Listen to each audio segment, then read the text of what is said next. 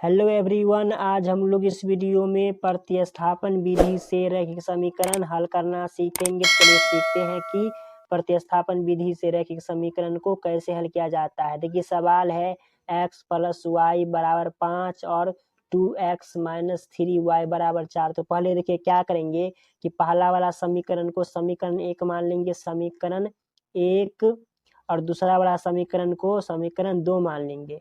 अब क्या करते हैं इस विधि में कि समीकरण 1 या समीकरण 2 कोई भी समीकरण में से हम x या y का मान निकालते हैं, लेकिन किस समीकरण में से निकाले जो आसान हो। देखिए जिस समीकरण में x या y के गुणांक न हो, यानी कि गुणांक का कहने का मतलब क्या हुआ कि x या y के बगल में कुछ लिखा ना हो। तो देखिए समीकरण 1 में कुछ लिखा हुआ नहीं है, लेकिन समीकरण 2 में y के गुणांक 3 है और x के गुणांक 2 है। तो समीकरण थोड़ा आसान है। समीकरण 1 से हम x का मान निकालेंगे। आप y का भी मान निकाल सकते हैं समीकरण 1 या समीकरण 2 से। तो हम समीकरण 1 से x का मान निकालेंगे। तो यहाँ से लिखेंगे समीकरण 1 से समीकरण 1 क्या है। तो समीकरण 1 ये है, तो लिख लेंगे x + y = 5। तो यहाँ से हम x का मान निकालेंगे, तो x = 5। देखिए प्लस में इधर y है, बराबर की साइड आएगा तो माइनस का y हो जाएगा। अब देखिए क्या है कि x का जो मान निकला है y के टर्म में है। तब क्या करेंगे, इस समीकरण को हम 3 मान लेंगे, समीकरण 3। अब क्या करेंगे कि x का मान समीकरण 2 में रखेंगे, 1 में क्यों नहीं रखेंगे। एक बात का ध्यान रखिए कि जिस समीकरण में से हम x या y का मान निकालेंगे उस समीकरण में हम x या y का मान नहीं रखेंगे। अगर समीकरण 1 से निकालेंगे तो समीकरण 2 में रखेंगे, अगर समीकरण 2 से निकालेंगे तो समीकरण 1 में रखेंगे। तो अब देखिए हम 1 से निकाले हैं तो समीकरण 2 में x का मान रखेंगे। तो यहाँ लिखना शुरू करेंगे कि समीकरण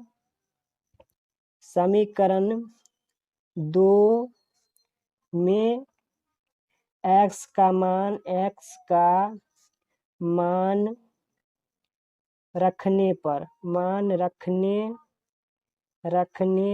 पर समीकरण 2 क्या है, समीकरण 2 है तो यहाँ पर लिख लेंगे समीकरण 2 2x - 3y = 4। तो यहाँ से हम x का मान रखेंगे, तो 2x यहाँ पर क्या रखेंगे, तो ये रखेंगे 5 - y, तो 5 - y - 3y = 4। अब देखिए आगे सॉल्व करेंगे। 5 दूना 10 -2y - 3y = 4। आगे फिर सॉल्व करेंगे। 10 माइनस, देखिए यहाँ पर माइनस का 3y और माइनस का 2y, तो दोनों जुड़ जाएगा लेकिन माइनस में रहेगा, तो माइनस का 5y = 4। फिर आगे सॉल्व करेंगे। अब देखिए क्या करेंगे यहाँ पर कि -5y को बराबर के इस साइड ही रहने देंगे, बराबर 4। 10 को इस साइड ले जाते हैं, इधर प्लस में है, बराबर की साइड भेजेंगे तो माइनस का हो जाएगा 10। आगे फिर सॉल्व करेंगे।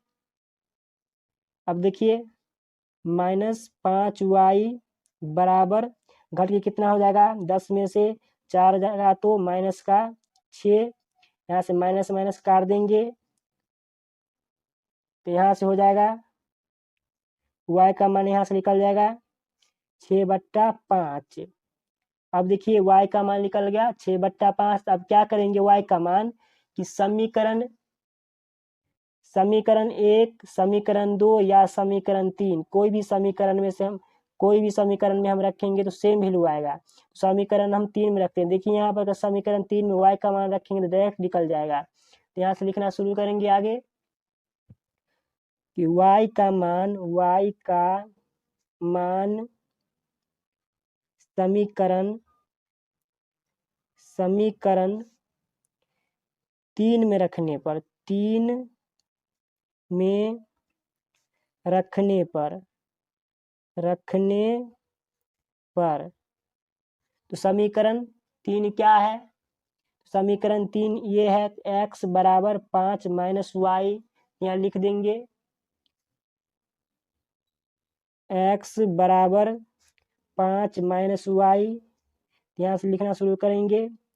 तो x बराबर 5 माइनस, देखिए y का मान क्या है, तो y का मान है 6/5, यहाँ लिख देंगे 6/5। तो यहाँ से आप भिन्न का जोड़ बनाएंगे, तो x बराबर, देखिए एलसीएम लेंगे तो 5 ही रहेगा, 25 और माइनस 6, इसको घटाएंगे तो कितना हुआ, x बराबर 25 में से 6 घटाएंगे तो 19 और बट्टे 5। देखिए y का मान निकल गया 6/5 और x का मान निकला 19/5, तो ये दोनों मान निकल गया। तो यहाँ से लिखना शुरू करेंगे, अतः x बराबर 19/5 और y बराबर 6/5। यही आंसर आ गया x और y का मान। तो उम्मीद करता हूँ कि आप बिल्कुल भी समझ गए होंगे कि प्रतिस्थापन विधि से रैखिक समीकरण को कैसे हल किया जाता है। तब मिलते हैं एक नए वीडियो में, तब तक के लिए जय हिंद।